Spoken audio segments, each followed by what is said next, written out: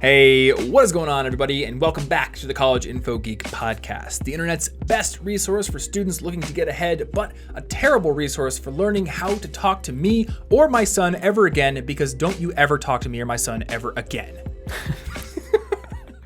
That's true. You can't learn how. It's just it can't be done. You can't learn how. It cannot be done. You cannot copy my swag or do that. Yep. Anyway, my name is Thomas Frank, and before I turn this episode into a complete train wreck, let me introduce my co-host, Martin Bamey. Yes, we only support partial train wrecks here. Only partial train wrecks, right. It's like those videos where people get the car on two wheels, like on the side, and then they stand on the other side, and they drive it down the road. It's like that. It's terrifying. Over. It's terrifying. But you are okay, other than mentally when you think about it every time you're on a train. There's a high probability of disaster, but somehow we scrape by. Yeah. You have to pay for a lot of therapy, but you didn't die on the train. Well, hey, if you don't die on the train and it looks cool enough, you can get all that YouTube money from the views to pay for the therapy. That's true. You know? I'm going to tell everybody else on the train, I am the official uploader of this event. Don't you even It's like that game, Darkest Dungeon. This is mine. My disaster. Your characters go insane when they go in the dungeon, but they also plunder the dungeon, so there's now money to pay for therapy. Yeah. Or liquid therapy, or I don't know. You know, good. That game gets depressing. Good deal. My brother keeps telling me to play it, but I'm like, I don't want to lead a bunch of adventurers into a dark dungeon and watch them slowly go mad. Though I have been playing Don't Starve with Anna, and my character was slowly going mad. I learned the reason for this is that I wasn't sleeping at night.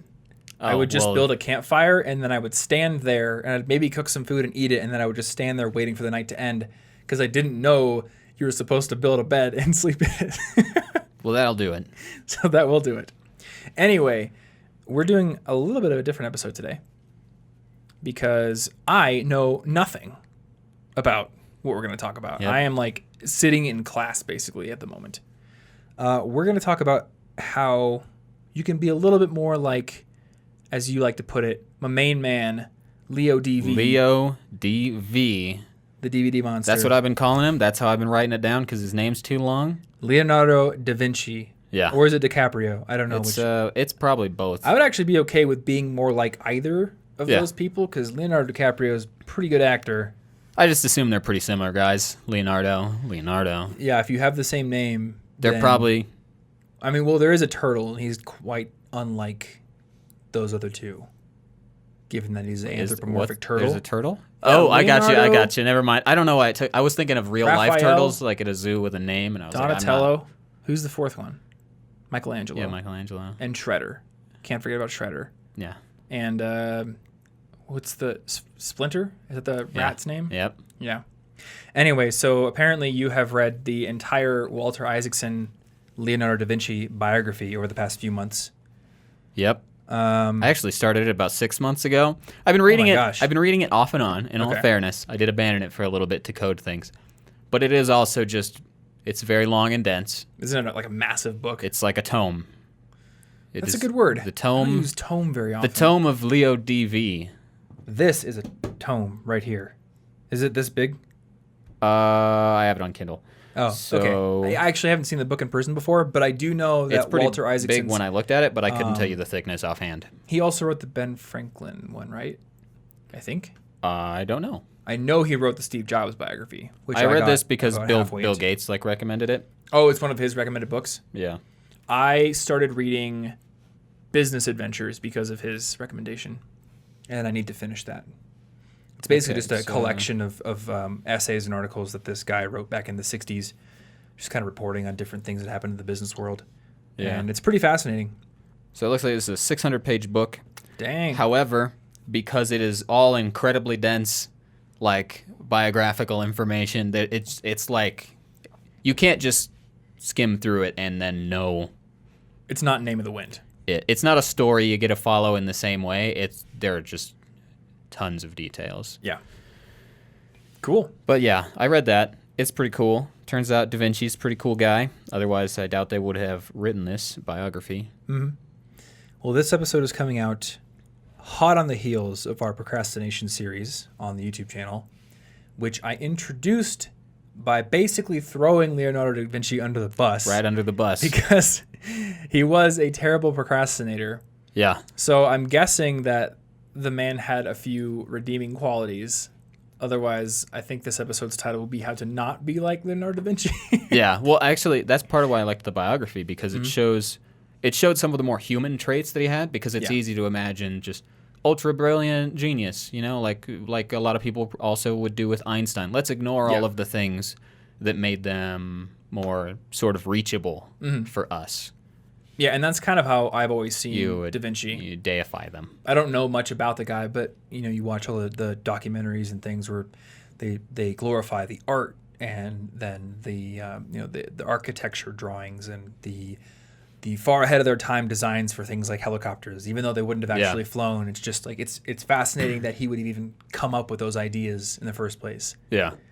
So I think it would be cool to hear a little bit more about what made him human, in addition to how we can learn from him and his achievements. Yeah. So the first thing I got here is basically we probably all know Da Vinci, but why do we care right now? Well, the reason that I followed through on Bill Gates' recommendation and read this was because, yes, Da Vinci was a genius, but I wanted to answer the question: does he defy the concept of essentialism? Because he's good at so many different things. He's the archetypal Renaissance man. He's so good at all these different things. Is he defying that focusing on one thing will make you better at it, or is there a better explanation? And if so, how? Yeah. Because I think it seems pretty intuitive that if you choose to be the master of one thing, you put more work into it. Mozart becomes a super amazing pianist. But Da Vinci did every random thing you could think of. So I wanted to know, does he defy the rule, or is it just a product of another time or something? Or is he an alien? Maybe he was an alien. So. And I'm curious, what all did he do besides? Ooh, we got ourselves a good list here, because I would not remember it. Architectural drawings. Did you have a list? Oh yeah, I had to have a list. There's a lot of things. So, in addition to painting, and among pretty much anything else that caught his eye, he worked with or studied anatomy directly as he dissected many people and things, fossils, birds, how the heart works, potential flying machines, optics, botany, geology, how water flows, weaponry, and theatrical performances. He wrote pages and pages on tons of topics that he at some points intended to publish but never did. And due to this, a few of his findings actually had to be rediscovered centuries later, because people couldn't make use of the things he figured out. So wait, he had independently discovered things, and then nobody. We go back and then we look at his stuff and we're like, wait, he figured this out first, but it's named after this guy because this guy had to rediscover it centuries later, all anew. Yeah, you got to wonder how many scientific discoveries are like that. Yeah, you just weren't famous enough to get it published or something. I mean, we like Newton would have never shared his work had not who's the guy? Somebody it's not Kepler. It's a guy whose name is completely evading me right now, but he basically made Newton, or at least encouraged him to share his work. And that's kind of the foundation of classical physics. Yes, and that's very useful. Revolution. But Da Vinci discovered several things. I don't remember all of them because, like I said, this is a tome. But they had to be rediscovered, so he didn't get credit for them until we look later through all of his notebooks and we're like, wait a second, he's even smarter than we thought. Oh, he also created instruments. He actually came up with this really cool idea for an instrument that I kind of looked for, but I didn't see anybody doing, and I would like to see it in action, where it's like, so you got like a piano or an organ. Inside of it, you've got a bowstring, like for a violin. It runs in a conveyor belt-like fashion. Piano keys drop violin strings on it. Oh. So it's like a violin that can play all of the complex chords for as long as possible as you want to hold it, like a piano. And that's incredible. That would be really cool. Never thought about that. I can synthesize. Actually, that's almost like the precursor to a synthesizer. Yeah, it's just like I would have never thought, here's a manual way to make a violin piano. Yeah.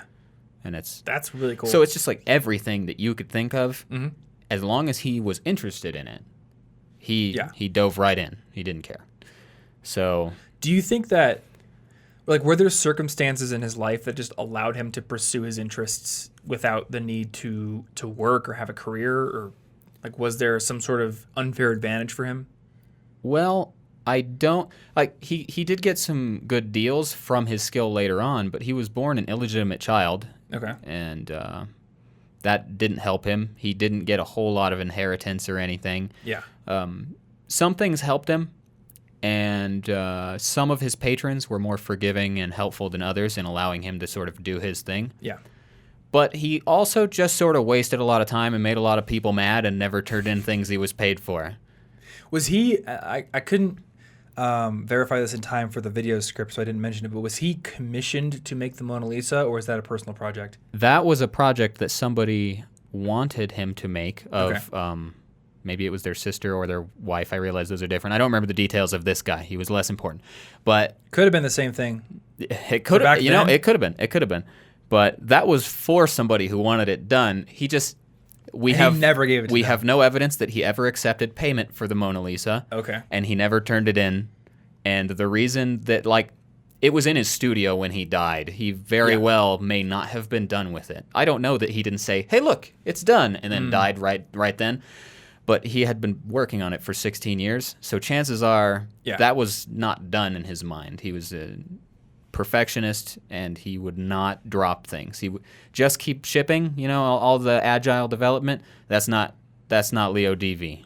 He would be terrible. So he'd be a terrible agile programmer. I think after all this, I think that he's truly a brilliant artist and scientist and thinker and everything. He would not make a very good businessman. I don't think he would let go of things long enough to be profitable. Yeah. And so there's that. But I often wonder how you and I survive in business, because I think we have a little bit of that.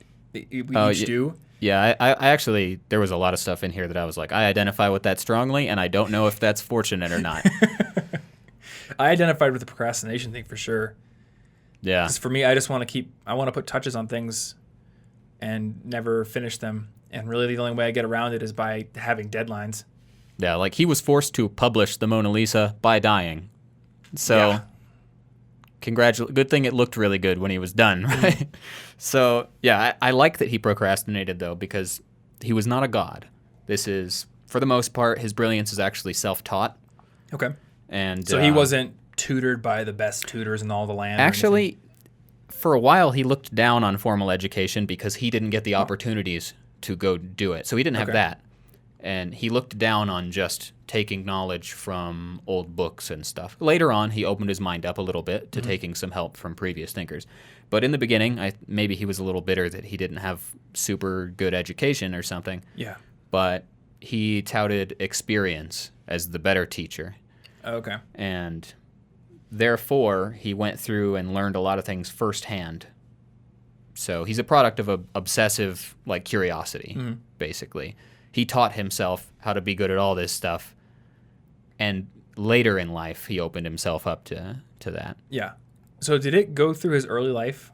How did he get to the point where he had time for independent study if he was illegitimate, didn't have all these opportunities as a child? He worked in an art studio with a guy who was teaching him. I think they had a connection maybe it was through his father that helped him get this position in an art studio, painting under a master. Okay. But a lot of this is just he couldn't let go of obsessions, so it didn't really matter whether he had the time. Mm-hmm. He would just do it anyway. He would just do it. I'll just starve. He abandoned so many projects. Just a city paid him to make this big old mural of a cool battle scene, and he started it, and it was going to be really cool. Then he just left and kind of avoided the city for the most part for the rest of his life. Because he was like, I don't want to deal with it. I feel like he wouldn't do well today.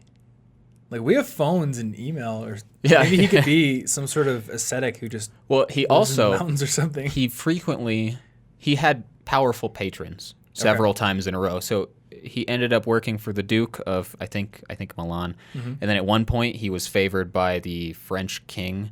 Okay, and then at one point Borgia, the ruthless killer. So I remember fighting him in Assassin's Creed.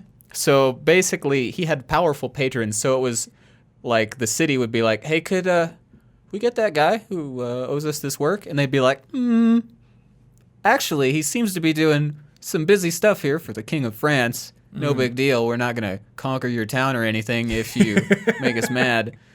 But he ended up being protected a little bit from probably as much wrath as he deserved for his delinquency. Yeah. So with these powerful patrons, did he kind of make extra efforts to get the work done? Or did he make them angry too? He did do a little better. Okay.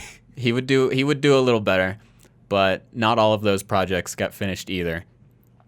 So basically a genius, but terrible at actually delivering anything of use to other people. Very unreliable if you were living in his age. Yeah. You wouldn't count on him for something, but you would count on him to know probably more than any other person you would meet. Okay. And to be able to think through things. I feel like there are companies today that would hire a person like that. Yeah, well, just learn things and then just kind of like show us what you got, and we'll have other people like think tanks. Yeah. I know Silicon Valley literally has companies that are just think tanks, and I think they literally employ smart people who just explore things at their leisure, and then if they come up with something, the company will patent it. And they collect IP. You know what? That would have been useful. I think he could have done that. He would have probably excelled there. Amazing thinker, but like his attention would constantly go wherever he wanted it to. He'd be a good fellow. I see some people like listed as research fellows. That's their job. Yes. Which I think is basically a professor that doesn't have to teach anyone. Which seems like a pretty sweet gig. That would be pretty cool. To be honest. Actually, just research and stuff. Yeah. Being smart. Yeah, I don't know. That would be really cool. I feel like right now I would love to do that for a while. Yeah. I don't know. Well, that would be interesting just to study stuff for a while. Mm-hmm. The work of production, along with the physical training I've been doing and the vocal training, has kind of left very little time for reading and exploration in the past couple of months. Yeah. So I feel kind of starved for it. And I think it's important to note that he explored and learned all these things through decades and decades and decades and his entire life. He was right. There wasn't like a strong period of a decade where he was like, actually, I'm just going to like watch Netflix for a while. He was constantly pushing himself in random directions and learning stuff. So he gets to pile on all these things. Yeah. It's a lifetime of work. And I think that's actually really useful to note for anybody. I remember we got that question, which we did on the 5 questions a while ago, from somebody saying like, I feel bad because other people seem to be so much better at everything. Yeah. And it's like, well, some of the people, and I think they were talking about me specifically, have been around for 33% longer. Yeah, and that's a good amount of time. You can learn a lot of one thing in like a year. Mm-hmm. So what if you have many more of those? No 18-year-old feels bad for having less money in like the stock market than a 30-year-old, because they understand how compound interest works. So I think you have to just sort of shift your thinking to view time and investment in learning as the same thing. It's compound interest. Like if you just consistently put an effort into learning or physical training, the time is a very important ingredient there. Yeah. And that's probably one of the big things is it seems like he had a lot of time where he wasn't having to work 8 hours a day at the same thing over and over again just to make a living because he had patrons. And how nice would it be for us to all have patrons? But he also didn't waste his time. I mean, maybe he didn't deliver things, but he didn't just consume media or drink or whatever. Like, sure, we do have things built now, literally to addict us to wasting our time. Yeah. So we gotta watch out for that. I don't know what Da Vinci would have done if he had a smartphone and like, Candy Crush. Maybe he would have loved it. Probably gotten really good at some ridiculous RTS game. Yeah. Like Crusader Kings 2. I don't like that version. He's a really good EVE Online player. But yeah, good question. Did he have any addictions? Actually, I don't recall any specific addictions. I'm always fascinated by that question because it doesn't get asked enough or examined enough in history. And it's very interesting how in recent history we have so much evidence of even world leaders having addictions. John F. Kennedy is a great example. He had this doctor who had the name Dr. Feelgood who would come in like every day and give him all these drugs. I mean, in his case, he had health problems and they were kind of needed. But you have to think like a lot of great historical figures probably had their own addictions. Well, for the things I just Control F'd through the Kindle book, I'm not finding anything. So nothing for him? I think his addiction was whatever was in his head. Okay. Yeah. Like, if he had an addiction, it wasn't important enough for me to either remember it or for it to be mentioned in a huge tome of a biography. Mm-hmm. So, yeah, I didn't think about that, but I don't recall it being mentioned at all. I will note, as just a kind of a side thing, there's an excellent episode of Hardcore History called History Under the Influence. It's in his archive, so you do have to buy it. I think it's $2. Okay. But it's just a great episode that kind of goes through a few instances in history where drugs or alcohol or some sort of intoxicating substance actually played a role in how things turned out. For example, when Napoleon came back from his first exile and then basically all of Europe came against him again, there's a lot of evidence to show that on the date of the very decisive battle he lost, he was high on opium. Oh, that'll do it. Yep. And I think he had like woken up late and his generals were saying like he's totally out of it, what's going on? And this is one of the greatest strategic generals to ever live. So you have to wonder like what would have happened if he had been on his A game. Yeah, well, he really blew it then. Good job, Napoleon. And there's also just all this in reading and listening about the Mongols, like it's very likely the course of history would have been very, very different had not, I believe it was the second Khan, Ogadai, had he not died young, and this was partially because he was a ridiculous alcoholic. Oh. Because he died, and there were armies making their way through Europe, and nobody could stand against them. And all of a sudden, they get called back to do this Kurultai, this gigantic gathering to pick the next Khan, and they all have to come back. And it doesn't go well. So they split into factions, and their power just sort of dissipates because they don't have the Iron Rule anymore. Well, that's quite a lot. Had Ogadai not died, that could be very different. We may have never had a powerful Europe. We probably would not have had a powerful Europe. Huh. Yeah. There's a lot of interesting what ifs. Yeah. Anyway, I kind of got off on a tangent there. Oh, that's interesting though. But I'm not familiar with any addictions that he had in particular. Okay. Other than being unable to, finish the things he was supposed to. Mm-hmm. So he was addicted to whatever caught his interest. Yeah. And he was kind of at the mercy of the whims. When they came, I'm ready for something else. Okay, let's do it. Yeah. Yeah. And he was brilliant and all, and the procrastination is cool.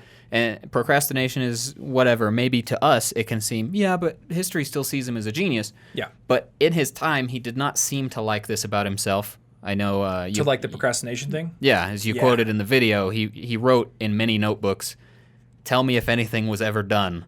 Tell me if I ever did a thing. Tell me if anything was ever made." It sounds like he's basically going crazy about the fact that he never completed anything, and it upsets him. Yeah. Because all of his projects seem to go awry. So he was self-aware of the fact that he couldn't keep focused on a project. Yeah, and not everything he couldn't finish was his fault. Sometimes stuff happens, your place gets invaded, or they need the resources for the military. Yeah. Stuff happens sometimes. But he did seem, because it says he repeatedly scribbled this in notebook after notebook. He kept coming back to the thought, I still haven't done anything of important, and maybe that's because his standards were so high that even the things he finished he didn't consider to be finished. So that could be the case. He looks real good from this perspective, but we don't have to hire him, and we don't have to be him. He didn't enjoy the procrastination, and neither did the people who expected him to do things. Yeah. So anyway, there was a lot of good stuff about him that makes him brilliant. And a lot of that is stuff that we can connect with, and we can use it as an example. So the first thing I have here is that Da Vinci was actually pretty comfortable being different. Leonardo was an illegitimate child. I don't know that he was very comfortable with that part, but it set him up immediately to feel different and have to get used to that from the very start. Yeah. But he avoided his family's tradition of being notaries. He was left-handed. Also, I learned apparently back then it wasn't that uncommon to just write backwards letters, mirrored letters. Really? Yeah. So that's how he wrote when he was left-handed. Because your hand can't smudge the stuff, and when he painted, he had to paint the opposite strokes because then he wouldn't smudge the paint he was doing. Okay, that makes sense. So that was really interesting to me. He was generally vegetarian, though he at least once had eels on a shopping list, and he sometimes dissected animals or a still-beating pig's heart for science. So he had some wiggle room there, but in general, he was very fond of animals and didn't want to hurt them. Mm-hmm. He was known to walk around in purple and pink clothing, which was not common at the time. Mm-hmm. He was gay, which was, a lot of religious areas in that time, not down. It was a crime. He actually got in trouble with the law a few times. So was that something he was open about, or was it kind of he was actually open about it. Oh, okay. He didn't really... The thing about that is that he didn't really seem to make a big deal out of it. Like, he didn't go out of his way to say, I'm Leonardo da Vinci and I'm gay, but he also didn't go out of his way to hide it. Okay. Whereas contemporary Michelangelo, who was gay, was tormented by this because of his religious beliefs. Yeah. And he tried to hold it and forced celibacy and stuff. But da Vinci was just like, I just do what I do.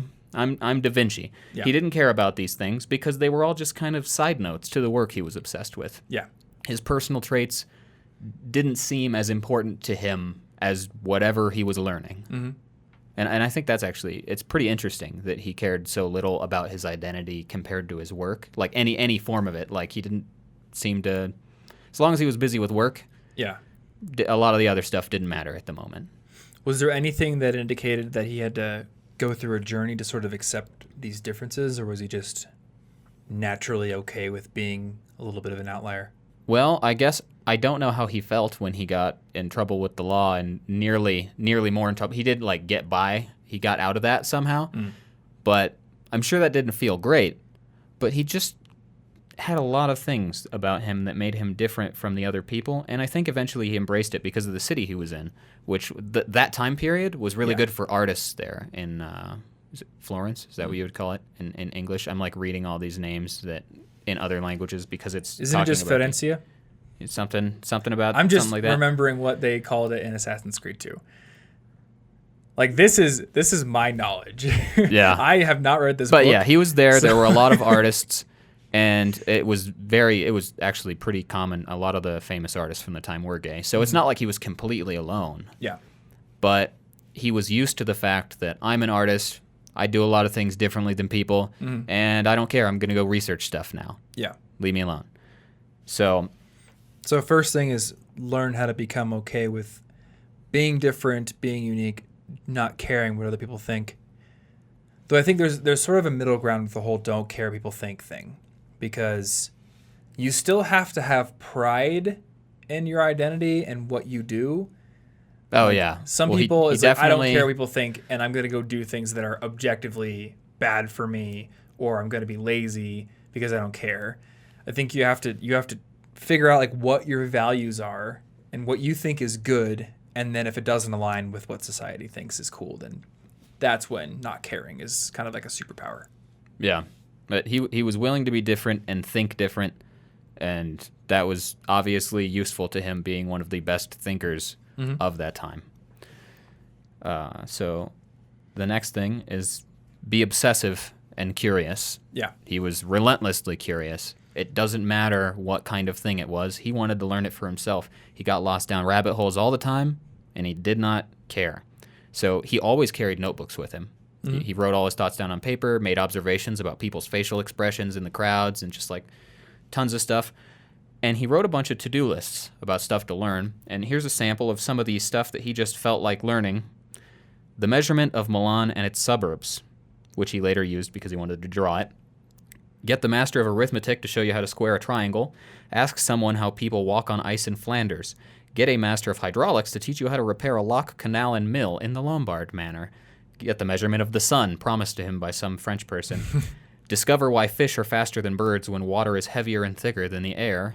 And describe the tongue of a woodpecker. This isn't nearly everything, but they have no obvious connection to the things we even know him for. Yeah. The measurement of Milan, maybe if we know he did a little bit of architecture, that lines up. But most of this is completely random if you just know him as making The Last Supper and the Mona Lisa. Yeah.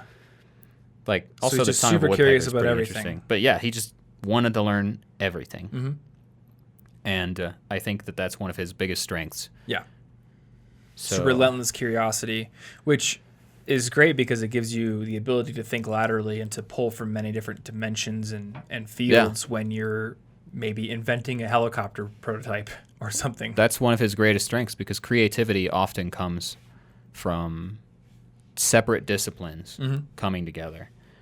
And I remember reading, or I wasn't reading, I was listening to an episode of 99% Invisible about the field of biomimicry. Oh, yeah. Which is observing biological structures with the intention to integrate them into technology. So, for example, scientists who observe, or like biologists who observe dragonflies have noticed that they can basically fly in any direction. They can fly upside down, and they've started trying to replicate the design of their wings into new, like basically the next generation of helicopters. That's a really interesting thing to mention because Leonardo also did notice that dragonfly wings were interesting and, and like paid attention to how they worked. Nice. Just everything you could think of. He was like, why is it doing that over there? Mm-hmm. That's cool. But yeah, one of the sections in here is combine art and science, imagination and intellect. Mm-hmm. The creative things, he combined them, and that was his strength. The Last Supper was informed by his studies on optics. He wanted the light in the room to hit the right place. He wanted to be able to, from the perspective people are going to see the painting, he wanted it to look right. So he would like, okay, so ideally they look at it from here or they're coming through this door. I want it to kind of look like that real life window is shining light into this, like it's a real room in the Last Supper. Like it was informed by studies of how the eye work and how vision works. And the Mona Lisa, her smile is informed by his many dissections of people where he specifically tried to study and understand all of the muscles involved in the face and the lips and facial expressions. He wanted to know how they worked and why they worked. And several other paintings of his, he would upgrade it because he learned a new anatomy thing. And he'd go in and be like, actually, the connections in the neck look like this, so it should have these little parts poking out, and that'll be realistic. Like science and art for him were the same thing. Mm-hmm. And combining different disciplines is the reason that he's basically made himself into a genius. Yeah. That's really interesting. Because you'd think, as an artist, if I can just go look at a person, like I know how to draw them. You wouldn't think that there are insights to be gleaned by dissecting a person. One of his painting skills was he would try to have people's physical expressions in the painting sort of indicate their emotion because he believed and noted that your emotions are reflected physically in some way. Mm-hmm. And he wanted to figure out exactly how to do it and capture emotion and capture a moment. And a lot of that was informed by scientific inquiry. So it's pretty cool. I guess for a more accessible version of this, when we do the podcast art, the last thing I do is look at shadows and shading, and I'm like, okay, so the light's coming from this direction, do these shadows all make sense? And it's just that kind of little extra detail is the kind of thing that he took to like a high level, and it made his work better. This week's episode of our show is brought to you by our friends over at Audible, which is the best place on the internet to get your hands on audiobooks. And if you have been listening to me ramble on the internet in various venues for any amount of time, then you know that audiobooks are one of my favorite things because I love going on long bike rides, I love cooking. I don't love doing housework, but sometimes I have to do it. And when I'm doing all of these things that don't require my higher cognitive functions, I guess, when I'm just kind of able to slip into the zone and I don't have to pay super hard attention to them, I love learning new things. And audiobooks are one of the primary ways that I learn new things. I also love to sit down and read physical books, but I don't have a whole lot of time to do it. So when I'm on a 30-mile bike ride or when I'm cooking dinner for me and my girlfriend, I love listening to audiobooks. And like I said, Audible is the best place on the internet to get them, especially now. Because for a limited time, so not too long, but for a limited time, you can actually get 3 months of Audible for just $6.95 a month. That's actually half off, or it's more than half off their normal monthly price. And with Audible, you get not only one audiobook download every single month from their unmatched selection of audiobook titles. They've got titles in basically every genre you can think of. I believe they have the Leonardo da Vinci biography that we are discussing on this show right now, though that will not be my recommendation because I planned one before we got into this episode.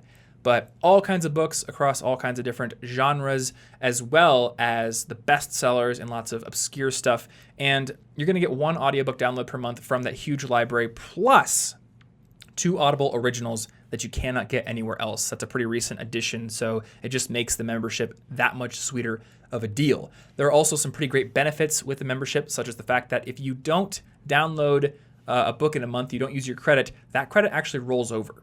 So if you happen to download a super long book that takes you more than a month to listen to, you're just going to have 2 credits the next month, which is pretty sweet. Additionally, if you don't like an audiobook, you can exchange it with no questions asked, get a different one. They're never going to bug you about it. And if you cancel at any time, all the audiobooks you have downloaded are yours to keep forever. You get to have them on your device. You can download them to whatever device you want the app on. They are yours. So this is something that you can do for a while or you can do forever like I've been doing. It's pretty cool either way.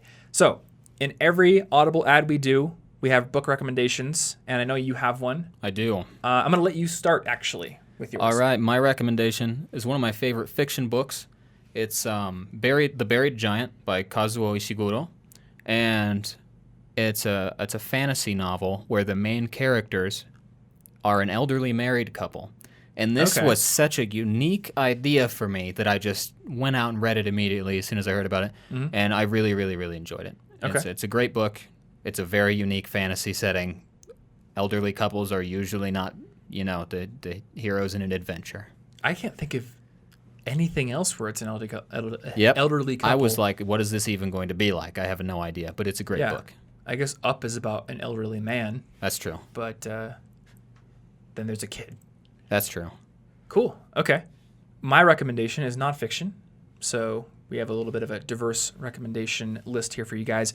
I'm going to recommend the book Spark, The Revolutionary New Science of Exercise in the Brain by Dr. John Rady. It is one of my favorite nonfiction books because it hammered into my head the importance of regular and, in my case, daily exercise, not for the purpose of building up my body, but for the purpose of building up my brain and my cognitive abilities. Because exercise, as you will find when you listen to this book, is an integral part of keeping your brain healthy, of keeping it, less anxious, of making yourself less prone to depression, for living longer. There are so many benefits that affect the brain when you exercise. And I can tell you this all day until I'm blue in the face, but at least for me, listening to this book and hearing the results of many scientific studies, actually getting the hard data, just sort of baked it into my brain in a way that being told by my parents or being told by gym teachers didn't really work for me. So that is my recommendation. And if you want to get, again, 3 months of Audible for $6.95 per month, you can go over to audible.com/CIG, and that's audible.com/CIG, or text CIG to 500 on your phone. Once again, audible.com/CIG, or text CIG to 500 on your phone. Huge thanks to Audible for sponsoring our show and being a big supporter of College Info Geek in general. And I also have to extend a big thanks to our second sponsor on this episode, which is Skillshare. If you want to learn new skills, if you want to become like Leonardo da Vinci, if you want to become the Renaissance person who has many different abilities, or you want to just go really hard on something, one of the best ways to do it is to learn from expert teachers who have been there, done that, made the mistakes, and know the best practices. And Skillshare is an excellent place to go and find those teachers and learn from them. They have a library of over 24,000 courses across UX design and video editing and business, entrepreneurship, story crafting, all kinds of great professional skills and skills in many other areas that you can learn from. And one of the best parts about Skillshare is every course in their library has a project. So you can start learning actively by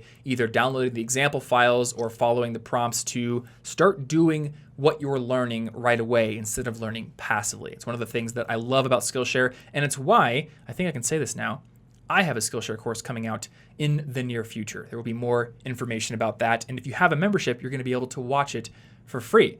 Now, one recommendation I want to give to you right now, a course that's already on Skillshare, is my friend Mike Vardy's course on time theming. This is a concept that I first heard him talk about at a conference that I had to pay to go to, but his Skillshare course is basically covering the exact same information, and time theming is a productivity concept that's going to help you plan out your days more efficiently and get better at time management. So if you want to take that course or any of the other 24,000 plus courses in their library, you can go over to Skillshare.com/CIG. And when you go to that URL, which is SKILLSHARE.com/CIG, did I spell it right? Yep. Cool. I'm glad you check for me every single time. I do. Because sometimes I mess it up.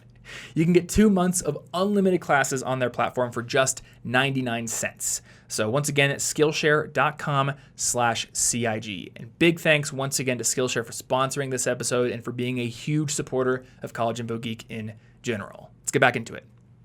So, next section here. Next thing we can do is we can think deeply before we act. Sometimes you can't. You're getting chased by a tiger. You just figure it out.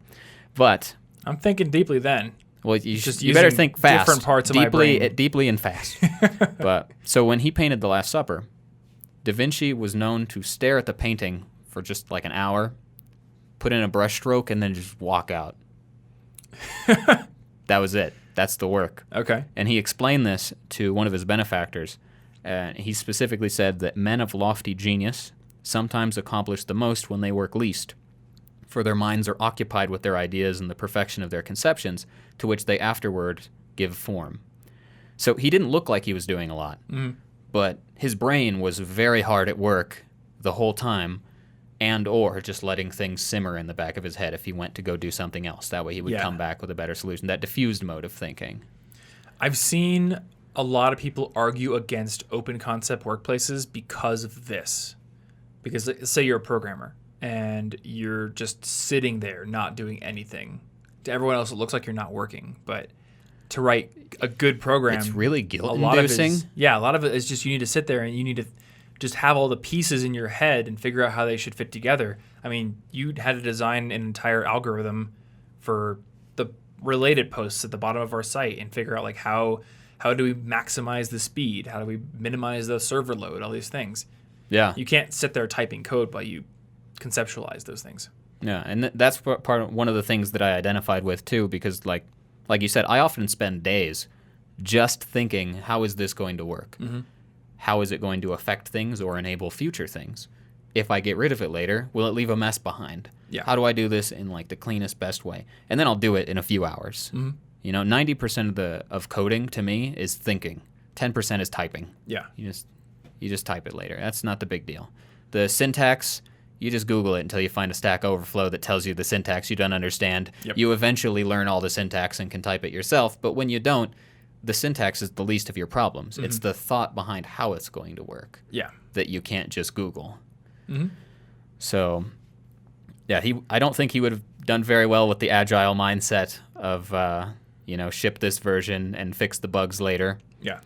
And basically, he probably would have made much more money in life if he was willing to compromise a little. But the reason that he's respected as a genius and not just a master craftsman is because he was selfish about his art and he cared more about him caring about the art than he did about succeeding with it commercially. Mm-hmm. But that's a choice you got to make, because I like to eat food. So to some degree, we've got to strike a balance where we still can live to do the art that we care about. Yeah, I think for somebody like him, and I guess he had the good fortune of having all these patrons, but for people out there with that same kind of mindset, I guess you do have to eventually come to the realization that there is a degree of compromise you have to accept. Yeah. I imagine that you had to accept some degree of compromise with even this episode outline. I had to accept some degree of compromise with every video I've ever made. But especially the ones on the topics that are near and dear to my heart. Like, I didn't do a procrastination video for 4 years because I thought that was the Holy Grail topic. Someday I will make the best video ever on that.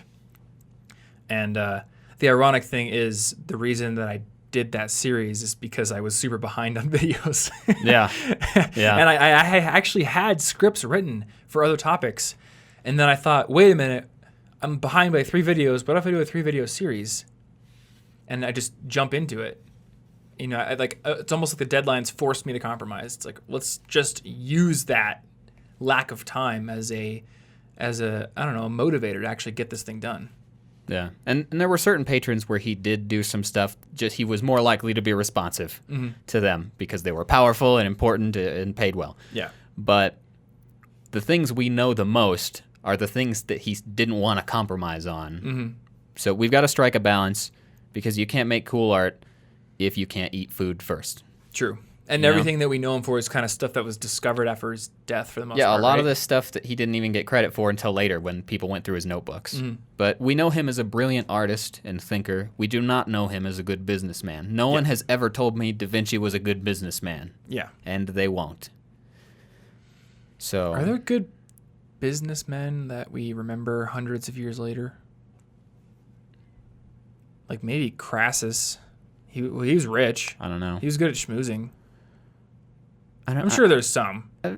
Well, we'll see several hundred years from now, because I feel like capitalism's really strong now. So there's just like a lot of really successful businessmen. Maybe that's true. But I mean, there's mercantile age and everything too. So yeah, but you named them though. That's true. I guess a lot of the business success in the mercantile age was tied to conquest, and we tend to remember conquerors. So yeah, I wonder if 500 years from now, people will still remember the Rockefellers and Carnegies and people like that as strongly as they remember the Einsteins. I don't know, because there's a level of romanticism to art that like makes it more appealing to think about long term.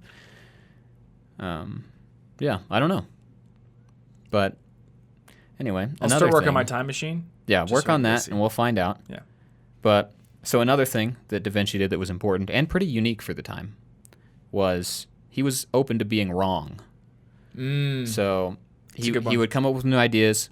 He would test his ideas. If the theories were wrong, he would abandon them and look for a better one. Yeah. He didn't get stuck on things, and that type of thinking was not as common back then as it became later on with like the scientific method and things like that. But we should have no hesitation updating our views when we're given new information that should change them. Mm-hmm. Like he saw a lot of sort of analogy between the human body and the earth. And that was a really big artistic thing for him that he valued. And so he had this idea that the world's waterways were like its blood vessels, and that maybe they circulate and refill in the same ways. Well, he later on was like, actually, that doesn't fit these few things. Then he just stopped thinking that. He didn't say, no, I have to be right. Let me find reasons that make me look right. He just said, as beautiful as that reason is, it did not work in this circumstance. Yeah. And that's what he's a good thinker, because he'll abandon things that are wrong. Yeah, and that's awesome. The model doesn't fit the facts, so make a new model. Yeah, and he loved that idea. Your model. He was a big fan of the connecting the human body to Earth thing. So when it didn't work and he just abandoned it, he was abandoning something that was beautiful to him. Yeah. Because in this particular circumstance, for waterways and blood vessels, it did not act the same as he predicted. And that's life. Let's see. Oh, collaborate with others. This one's going to be unexpected, because we have this view that genius is like one person sitting in their lab doing a bunch of crazy stuff, and they're too smart for help. Nobody could help them. They're geniuses. But Leonardo learned his painting craft in a workshop with a bunch of other painters. Back then, they didn't even. Was it like a paint and sip, like wine? It was like that. Now, they worked collaboratively a lot back then. They didn't even necessarily sign their works, which is why it's so hard for us to figure out, is this a Da Vinci thing? Is this something? Because they didn't tend to do that. It would be the workshop would do it. They would collaborate, even several people putting brushstrokes onto the same painting. Really? Yeah. They're not like some of these things that Da Vinci worked on they're not 100% Da Vinci's work. They might be 100% his vision. Yeah. But they would often have people in there painting together to get work done, because they sold works as a workshop. Yeah. Or they would have several students and people in the workshop. They're all painting their own version. Like there are a few different versions of the Mona Lisa. Oh. Because they're all exploring different methods, different ideas for what to do with this. So kind of like a patron would come to the workshop, say, I want this, and then maybe they'd make a few versions, and the patron would take the one they like best. Well, I guess I don't know if they actually showed all the versions to them, or maybe they were just like, this is the best one. They were exploring all the different ways to tackle something. Yeah. And or just practicing, and or they're working on literally the same physical painting. So there are some things with Da Vinci brushstrokes which you can tell because they're left-handed, so they differentiate from the people in his workshop. But then you'll be like, these ones aren't. This isn't Da Vinci on this side, and we don't think of that. The other people don't get credit. I don't know their names, and I just read the Da Vinci biography. I don't know everybody that worked on a painting with him, and we may never know because they didn't sign the back. Yeah. What was important was the work. So while genius and personal brilliance is really cool, sometimes it takes teamwork to actually accomplish something. Right. You know, like if I dreamed up, hey, I just thought of these things, they're called pyramids. awesome, right? And then I was like, I'm going to build it. I'm not going to build it. It's not going to happen. I will never succeed. It requires, well, now we're good. Two people. Yeah. Two people should cover it. I'm pretty good at lifting stuff. But collaboration, I think a lot of people might be stubborn with their ideas or their art or things like that. But if Da Vinci can have people working on paintings with him, then like, why can't you? Yeah, then we can let people help us out. If you care about your art, then you care about the accomplishment of the art and what it means. And sometimes other people will be able to help. And a lot of his greatest thoughts and the greatest work he did in other fields came from when he would talk to like master mathematicians or other people. I can't remember all of them, but most of his ideas came after speaking or working with experts in other fields, and like the Vitruvian Man. Yeah. That came after he talked to some other dude about the ideas and then he later drew that, and now we know it, but we don't know the other guy. Yeah. But we just think of the main guy attached to it. His ideas were affected and sometimes literally worked on by other people. Yeah, that's cool. I didn't know that other people had actually painted on his paintings. Well, we simplify it, we romanticize it, and I think that that's not a good thing, because then we just think of Da Vinci and Einstein as unattainable genius. They were born that way. Yeah. They just happen to be geniuses, and I just don't happen to be a genius. Therefore, I shouldn't bother learning everything that I think is cool. Mm-hmm. Not about Da Vinci, but one thing I've been fascinated about for a long time is there's this ongoing debate about who made the first airplane. Was it the Wright brothers? There is a Brazilian guy, I can't remember his name at the moment, and it's generally accepted the Wright brothers did it before he did, but he did something they didn't do. He launched an airplane without using a track to make it take off. Like, I believe the Wright brothers made theirs take off by putting it on a track and pulling it along that, and then it flew independently and had a motor and everything. Whereas this guy, a few years later, it just had wheels and it took off on its own. And so we give all the credit to the Wrights, and not as much goes to this guy, and none goes to the umpteen different people who probably, I don't know, contributed to a propeller design or figured out how the wings should work, or the first person who achieved non-powered flight. There's all these different steps along the way, and one or two people get all the credit for all of it, when in reality they probably just pieced together a lot of what other people had figured out, and then maybe added a few extra things that sort of just got it the last 3%. Yeah. Like, humanity does great things when it works together. Mm-hmm. So I think just viewing all these singular people as never having needed help in any way, that's just... Da Vinci didn't just magically pull himself up by his bootstraps and become a genius. He worked with other people all the time and on purpose cultivated his genius. Mm-hmm. Cool. What's next? Well, my next section is basically the answer to Did He Defy Essentialism? Okay. But don't pigeonhole yourself. Don't stick yourself into a little tiny box. The problem with the concept of essentialism, if you take it too literally, is that it may prompt you to try to shut out all information and effort not related to your chosen specialty. Yeah. This is not what it really needs you to do. That's not necessary. It doesn't work because creative thought, like we talked about earlier, often comes from several disciplines coming together. Da Vinci was a creative person because he studied 1,000 different things and then related them together. Right. If I was going to paint somebody, I wouldn't think necessarily, in order to paint this, I have to cut open a bunch of dead bodies.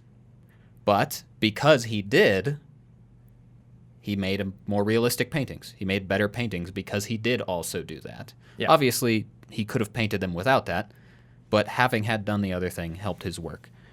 So essentialism's concept is still true, I think, because if you put shallow efforts into 10 things you're interested in, you still probably won't end up really good at any of them. Mm-hmm. But Da Vinci dived really deeply into everything he could think of. He probably spent a lot more time thinking than we probably just waste a lot of time comparatively. From how obsessive he seemed to be, I don't know how often he just kind of chilled. Yeah. He was thinking all the time. But he abandoned most things that bored him rather than giving them shallow effort. So there's some effort he's saving. Even when it would hurt him, even when it's this huge mural he's supposed to be painting, he'd just be like, I'm bored, or I don't really know how to perfect it yet. So instead of kind of just wasting my time here, not being satisfied, I'm going to abandon it unprofessionally and then go do things that I'm going to dive deep into and care about again. Yeah. So there's an element of goodness there. He like maximized good use of his time. Yeah. It just came into conflict with his commitments. Yeah, maybe that other people were relying on. Maybe he should have waited before committing. Maybe he should have had more like equivocation in his contracts. Like, maybe I'll finish a painting. I don't think I'm gonna hire him. As a case.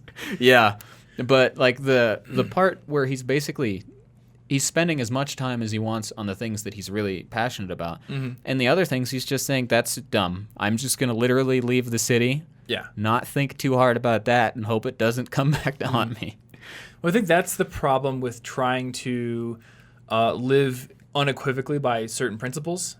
Yeah. Like there are times at which you may need to compromise that principle for realistic reasons. Like, oh, I want to just abandon the things that I feel less interest about now because I don't want to work shallowly. I want to work deeply, for my entire life. That's noble.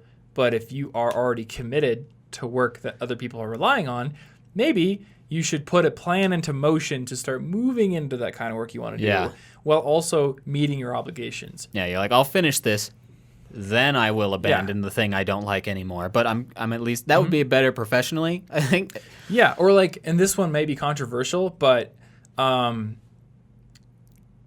think like some people would say like, oh, if you see a relationship going nowhere, you should break up immediately. And I'm like, no, there are times where you need to wait. Like, don't break up with somebody the day before their birthday. Or, like, I don't know, they're going through something difficult right now. Like, oh, they just failed their finals. Not the time to do it. Or they're about to take their finals. Yeah. Suck it up. Now they're going to fail all their tests. Actually, this is good because finals are coming up. Anybody who needs to break up with their girlfriend or boyfriend, do it after finals. Unless there's like a really good reason, there are obvious exceptions to this rule. Yeah, and like you can wait for too long, but I remember there was an episode of Brooklyn Nine-Nine where Terry's trying to figure out why this woman's really mad at him, and he's like, "Yeah, I had to break up with her, but her mom was like had cancer or something, so I waited like a year." Oh, a year? And okay, maybe that's kind of long, and they maybe played it up for comedy, but still, like I'm like that's kind of noble. I don't know. You can't just be like, "Well, it's over."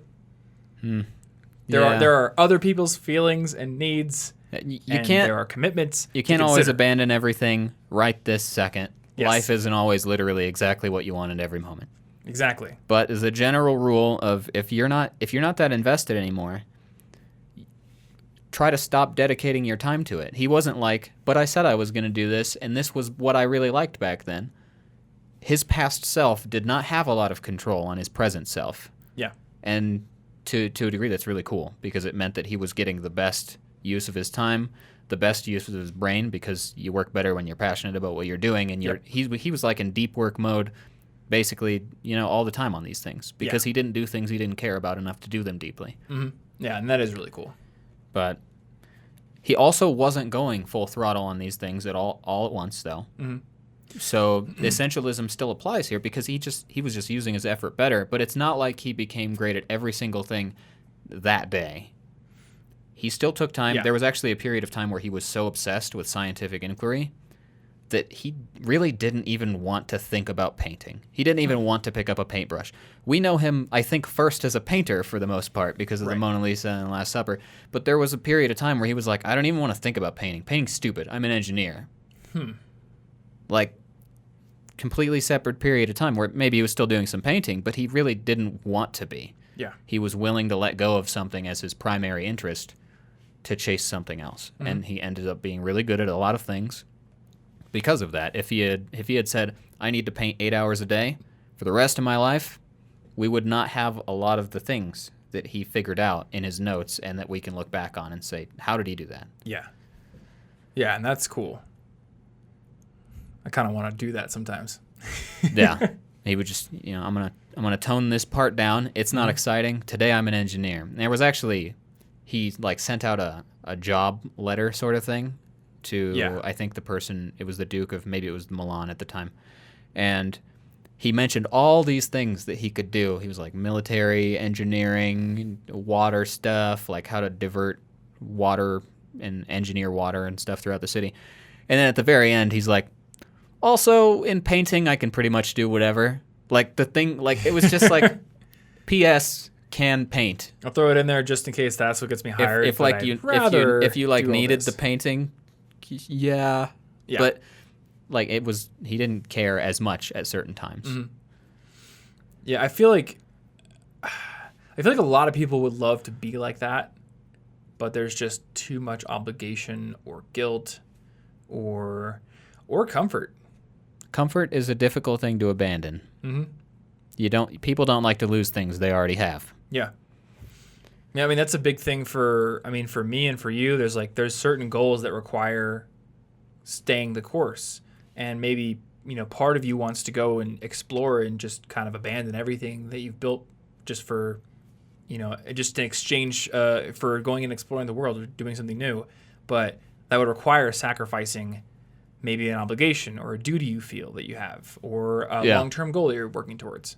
Yeah, and I think it's pretty easy to have a lot of obligations now. At the very least, student debt is obviously common and a problem. Yep. So then you're like, well, I have to pay that off. Like they don't really care if I'm finding myself in backpacking through Europe. I have a job. Even school itself.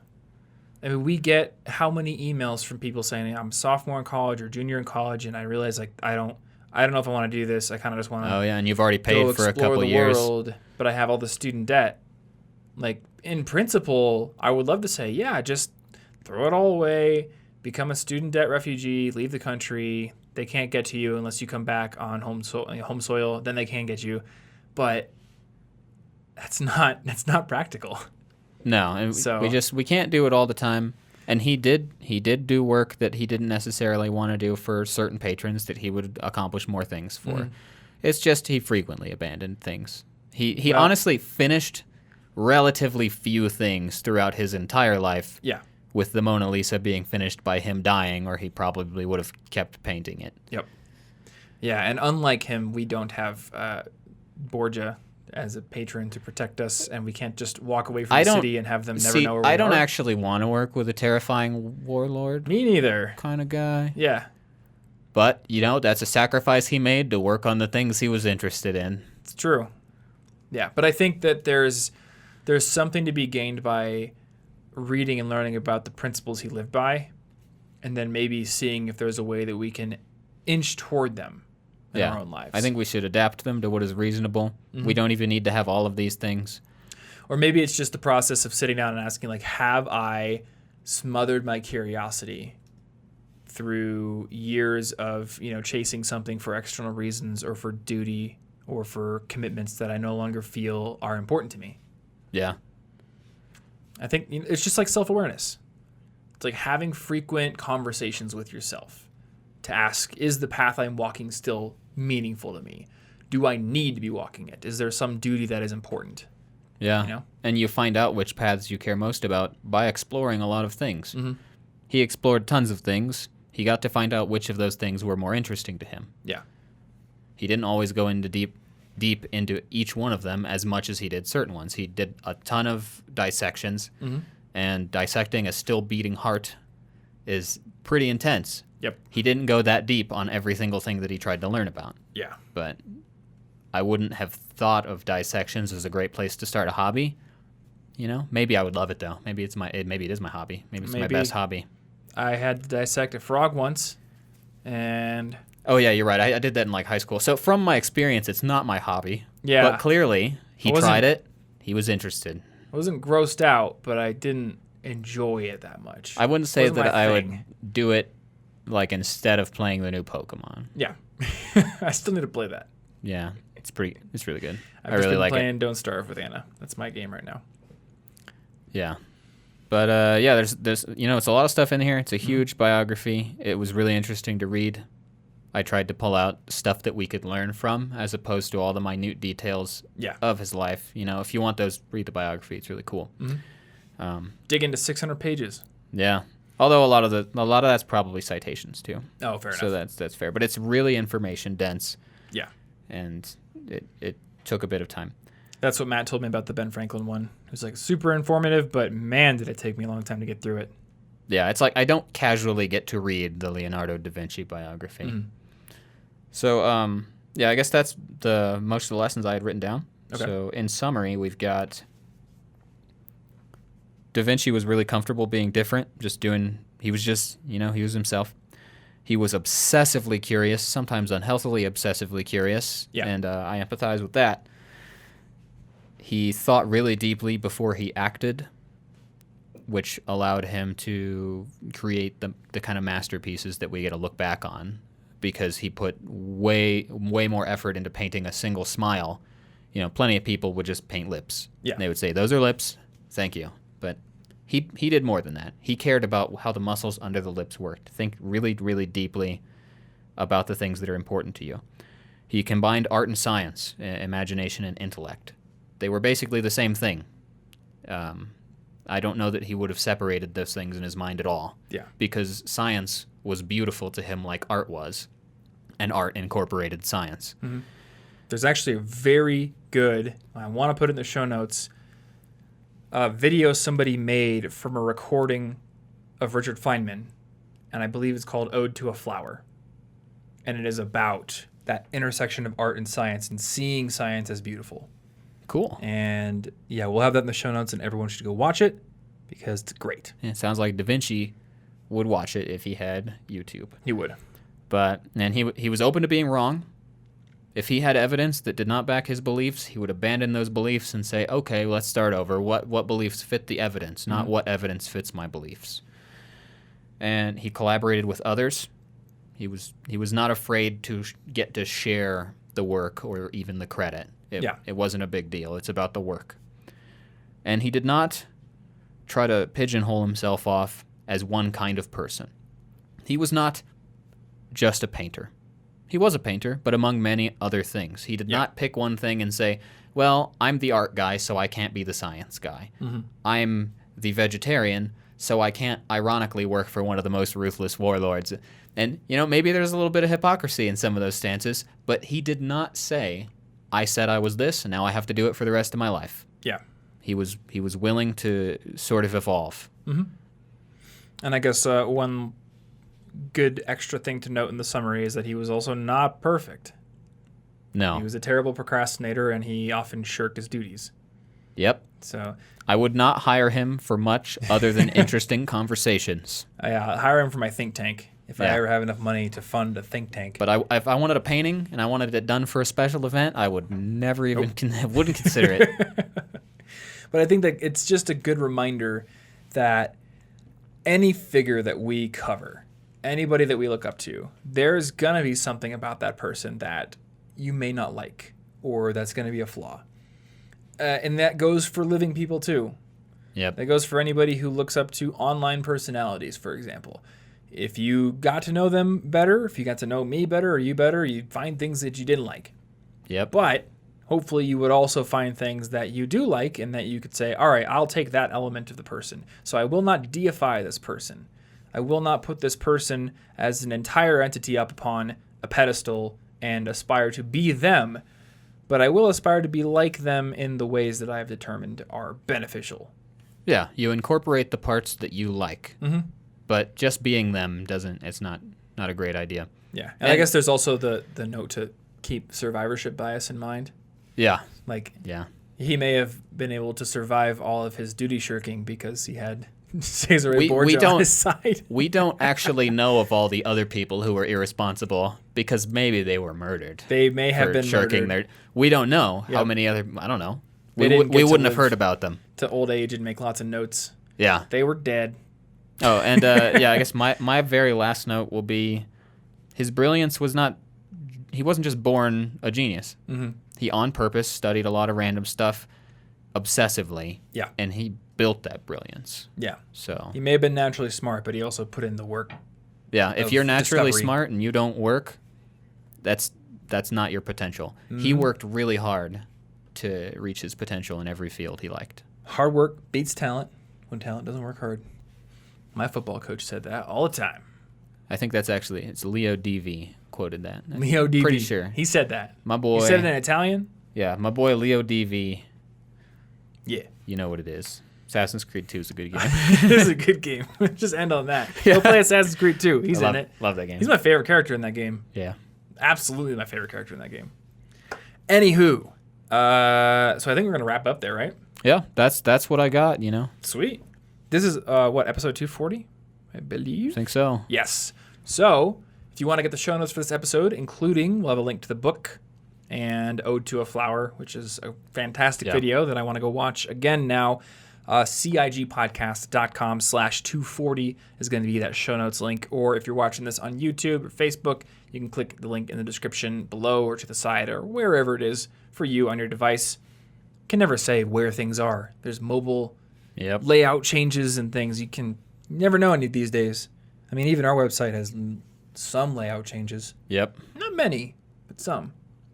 One thing I want to note, since I'm wearing our Never Stop Learning shirt right here, the Never Stop Learning shirt, which was designed by your girlfriend. It was. Actually, fiance. I keep That's true. forgetting to call her that, is currently the best-selling apparel item on the Standard TV website that isn't a CGP Grey item or a Kurskasa item. Okay. So what we need to do is beat them. We need to crush them. Hey, and wait, yes. You know who never stopped learning? My boy Leo DV. Yeah. He would wear this shirt. He would absolutely wear this shirt. He wants it. Or he'd be like, "What? Why are you guys wearing T-shirts? I wear." It's also like in cool English, robes so I don't know that that's helpful. Well, we'll get an Italian version at some point. We'll get the Italian version. Or in Latin. Maybe he'd like it that way. Yeah. Anyway, we've got to crush them. And I don't know how we're going to do that because Kurskasa has 5 million subscribers. Everybody buy 10. Yeah, everyone buy 10. But if you go to collegeinfogeek.com/merch, you can get yourself a Never Stop Learning shirt and very soon a mug. Ooh. And I think you're going to be able to get those in time for the holidays if you're listening to this near the publication date of this podcast. If you're listening to this in March or something, you will not be able to get it retroactively and just have it in the past. You can't do that. Sorry. But you can get it. So collegeinfogeek.com/merch if you want to get yourself a Never Stop Learning t-shirt, whether you want to help us be ultra competitive with the giant 800-pound gorillas that we probably can never actually beat, or you just want to get yourself a cool shirt. Yeah, and you want to walk around saying, hey, Da Vinci would wear this shirt. That makes me cool. Let's put it on the back of the next iteration. Da Vinci would wear this shirt right on the back. Yeah. I'm going to start a new clothing label called Da Vinci would have worn this. And we're only going to print things that Da Vinci would have worn. Done. There we go. Brilliant. Genius. What else? If you enjoy this show, make sure, number one, that you are subscribed on Apple Podcasts, Google Podcasts, or Spotify if you want to get it delivered to the device of your choice every Monday morning so you can take it on the go. And if you really like this show, number one, a rating and review on Apple Podcasts always helps, bumps us up the rankings, gets us out to new people via iTunes and Apple Podcasts. But you could also just share it with a friend, let them know what your favorite episode is. Maybe it's this one. Maybe it's the one on coffee shops. That's the one everyone's watched on YouTube. I don't know why. I don't know why that episode in particular got so many views, but it's interesting. It's got a lot. And then I think episode 100 is still the most downloaded episode. That's the one with Cal Newport. Oh, yeah. That one doesn't surprise me. The deep work one, kind of our bread and butter. Coffee shop one, I don't know what happened with that one. And it was interesting. If you roll the dice, sometimes you get the numbers you want. Yeah. Share your favorite episode with a friend. Maybe they will become a listener of this show as well. Last but not least, you can go over to collegeinfogeek.com/resources to find all of our favorite apps, gear, backpack recommendations, our college packing guide if you're moving in the upcoming semester, and our list of essential books for students. I think that's it. Yeah. My spiel is over. So thank you guys so much for listening and hanging out with us, and we will see you in next week's episode. Stay cute.